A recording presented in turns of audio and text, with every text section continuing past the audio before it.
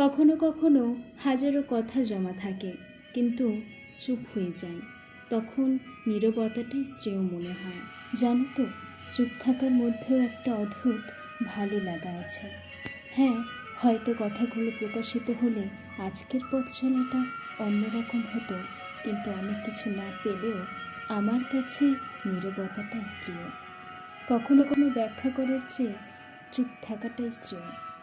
বিশ্বাসের জায়গাটা যেখানে ঠুনকো, এত শত ব্যাখ্যা সেথা অর্থহীন।